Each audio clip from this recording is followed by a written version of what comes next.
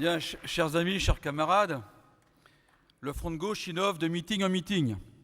Je voulais dire à ceux qui sont debout là-bas qu'il y a des places sur l'estrade. Et que Myriam, effectivement, nous n'avons pas fait campagne tout seuls. Et tu vois bien que nous avons été très heureux de t'accueillir sur nos terres bretonnes, des Pays de la Loire et du Poitou-Charentes. Je dis ça parce qu'au regard de la composition de cette estrade, on pourrait croire qu'on est un ou deux seulement en campagne, mais voilà, les choses vont se corriger au fur du déroulement de ce meeting. En notre nom, et puis surtout au nom de tous les candidats et candidates qui sont au premier rang, et beaucoup de chaleur, de fraternité et de camaraderie, parce que cette campagne, oui, nous l'avons fait à 18 voix, dans les meetings, dans les réunions publiques, et nous l'avons fait à des centaines et à des milliers de mains, nous l'avons fait aussi à des milliers d'investissements personnels, et puisque j'ai eu, je commence comme ça, puisque j'ai eu l'honneur et le plaisir d'être sur cette liste, celui qu'on appelle en deuxième position le chef de file des communistes. Je voulais d'abord à toutes les forces du Front de gauche et puis à mes camarades en leur restituer beaucoup de fraternité puisque j'ai pris grand plaisir à mener cette campagne. En votre nom, je voulais également saluer, ils sont peut-être quelque part par là, les camarades paysans, parce qu'on dit comme ça en Bretagne, agriculteurs, exploitants agricoles, bref, c'est compliqué, des paysans, qui cet après-midi nous ont offert du lait pour mener une campagne populaire. Nous avons distribué 300 litres. Nous voulions marquer effectivement les marges excessives de la grande distribution. Ces paysans, ce sont ceux qui, avec nous, construisent le Front de gauche.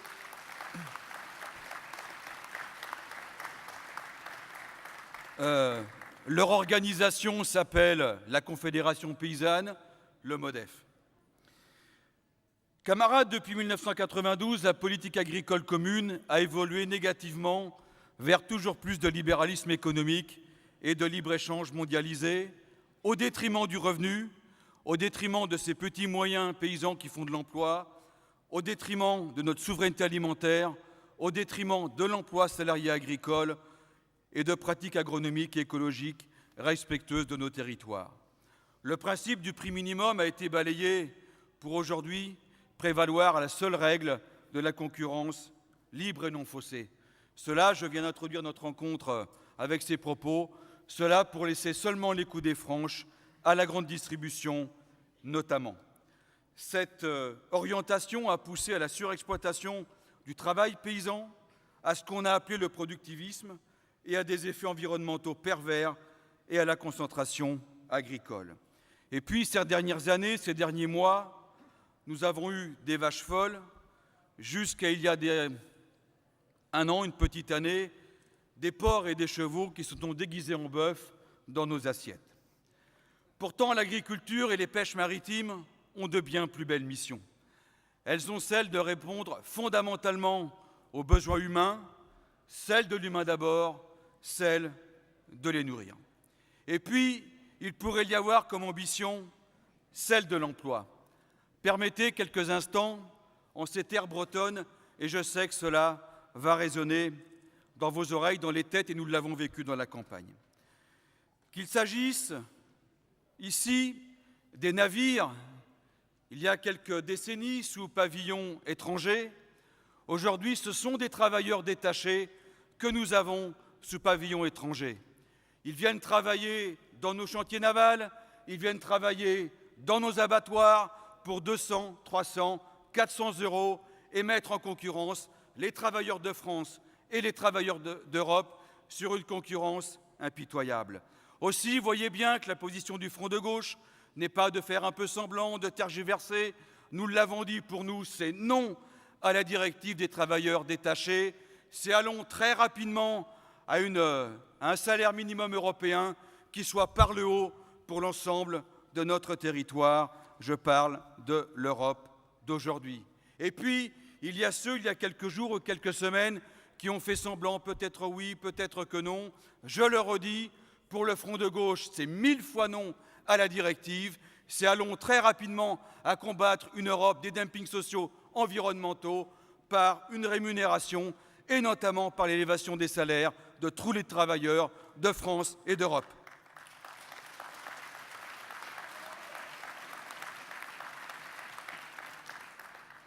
Et puis, nous pourrions imaginer une Europe de la coopération. Et là, permettez quelques instants, puisque c'est ça l'Union européenne d'aujourd'hui. Notre circonscription est très vaste, mais elle résonne des campagnes et de la mer, de la terre et de la mer.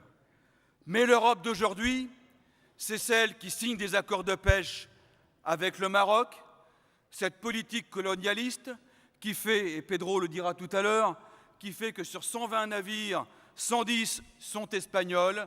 Ils vont piller les eaux du Sahara occidental. Alors, demain, des députés européens plus nombreux au Parlement, c'est ceux qui, évidemment, diront non à ces accords de pêche. C'est ceux qui diront oui à la souveraineté alimentaire du peuple sahraoui et oui à l'autodétermination du peuple sahraoui.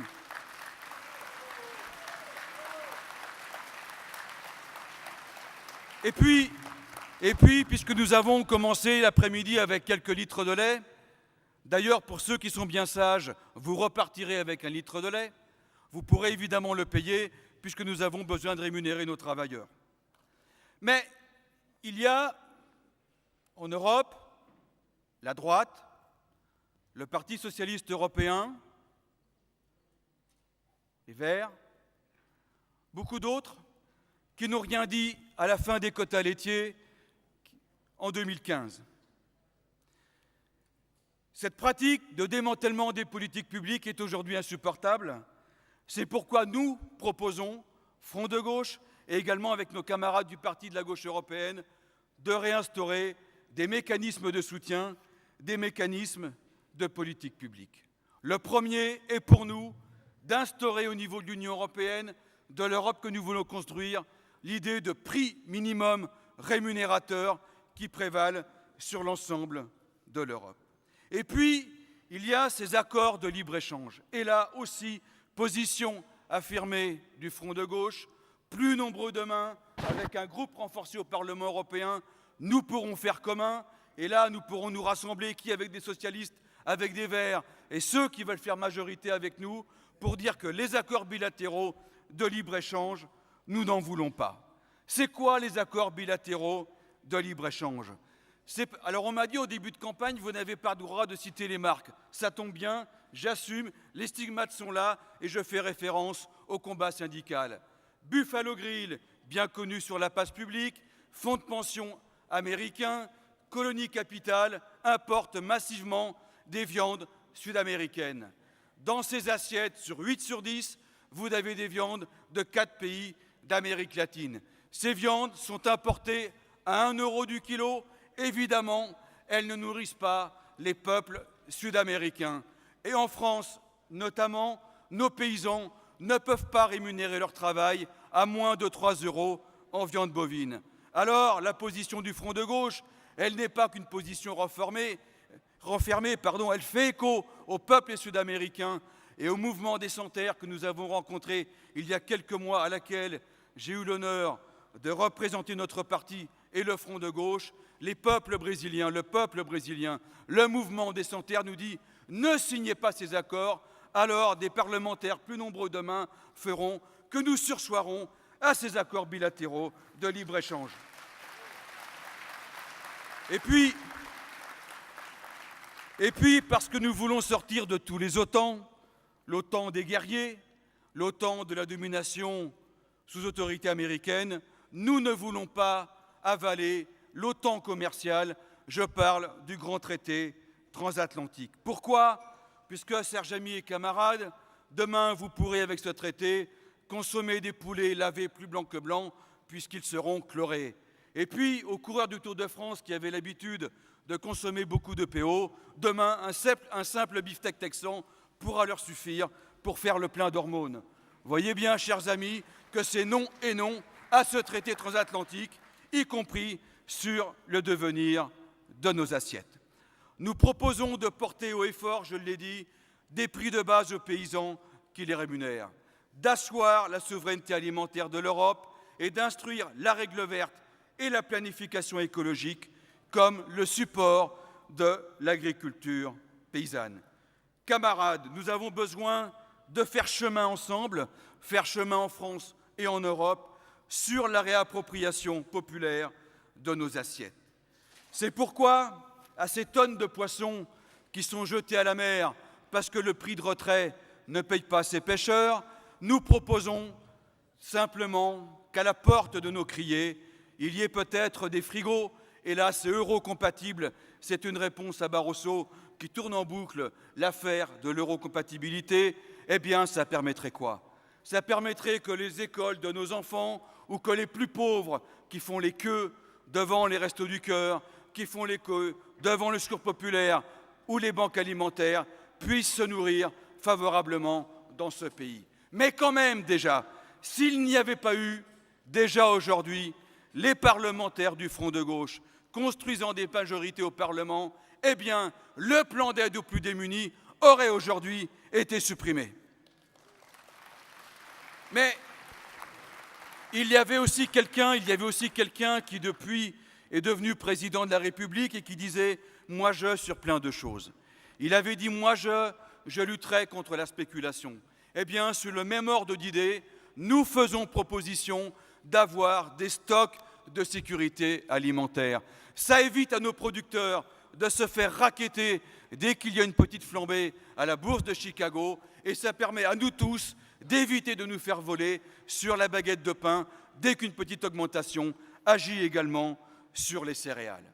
Et puis peut-être en termes de propositions, pour en terminer à ce point, vous dire qu'également ces propositions agricoles que je viens de livrer à vous ne sont évidemment pas celles du communiste qui vous parle, elles ne sont même pas seulement celles du Front de gauche, elles sont celles d'un travail collectif, écrit là aussi à 1000 voix, avec des partis aussi différents et riches que des socialistes néerlandais, que des Linke, que les communistes espagnols, que le Bloco portugais, que les Grecs de Syriza, que les gens de Via Campesina Europe, que les gens de l'agroalimentaire européen. Bref, nous n'inventons pas, nous, les programmes, puisque nous les construisons avec les peuples. Alors, pour en conclure, camarades, il y a une proposition que nous ne lâcherons pas.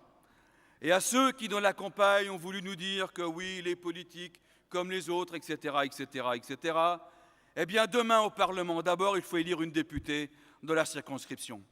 Et puis, si le deuxième y rentre, il ne sera pas déçu non plus, et on peut aller comme ça jusqu'au troisième, et on peut en mettre davantage. Nous ne lâcherons pas sur une proposition, celle d'encadrer les marges de la grande distribution, ceux qui se goinfrent et ceux qui s'engraissent. Alors, être de gauche, c'est avoir le courage d'encadrer ces pratiques injustifiables qui fait que la caissière est qu'à moins que SMIC, qui fait que le magasinier est un coupable parce qu'il a pris une salade qui allait à la décharge et qui fait que l'ensemble des paysans de ce territoire sont en survie sans les soutiens européens. Camarades, puisqu'il faut faire sens et qu'il faut faire commun en termes de propositions, et ceux qui interviendront derrière moi continueront à vous dire pourquoi il faut mettre le bulletin de vote Front de gauche dimanche prochain. D'ailleurs que pour nous, la campagne ne va pas s'arrêter, elle va être jusqu'à dimanche dans les urnes au dernier moment avec tous les moyens que nous avons pour convaincre. Amis et camarades, puisque les paysans ne vont pas beaucoup à l'école, c'est bien connu, alors nous savons un peu lire. Et il y a des propos qui peuvent résonner.